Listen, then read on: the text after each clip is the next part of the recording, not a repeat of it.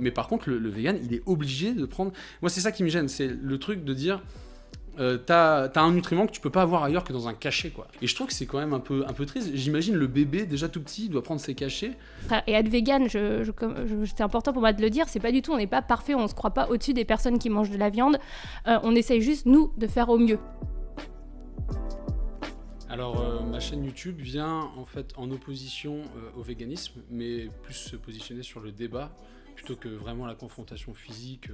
Il y a plusieurs années, il y avait une carence dans le débat autour du véganisme, c'est-à-dire qu'on ne présentait que le point de vue vegan comme si c'était un peu la nouvelle tendance qu'il fallait absolument valider, approuver, faire évoluer dans le bon sens. Et moi, je voulais montrer qu'il pouvait y avoir des alternatives qui se proposaient aux jeunes générations notamment.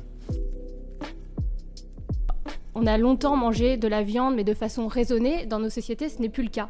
Ce qui induit justement des problèmes au niveau du climat, de l'environnement. On mange trop d'animaux, on en mange à tous les repas. Avant, c'était pas du tout comme ça.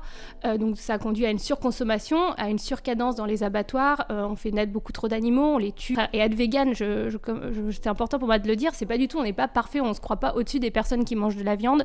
On essaye juste, nous, de faire au mieux. Moi, j'aurais aimé qu'on me mente pas, qu'on me dise clairement. Alors évidemment, on sait qu'un morceau de viande, c'est un animal. Et de dire la vérité, en fait, de dire que derrière cette tranche de jambon, il y a un cochon derrière. Et en fait, on nous fait vite oublier en fait cette notion. On le sait quand même, mais on l'oublie. Et c'est surtout les industriels, en fait, parce qu'ils veulent vendre leurs produits. Donc, on est conditionné à manger de la viande.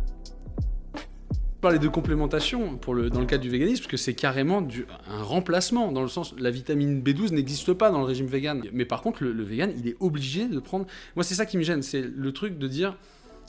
t'as un nutriment que tu peux pas avoir ailleurs que dans un cachet, quoi. Et je trouve que c'est quand même un peu triste. J'imagine le bébé, déjà tout petit, doit prendre ses cachets. Enfin, je sais pas, moi... C'est caché, bon, là, tu Comment caricatures un non, petit mais j'en peu, sais rien. Oui, mais je sais après... pas comment ils prennent, je sais moi, pas.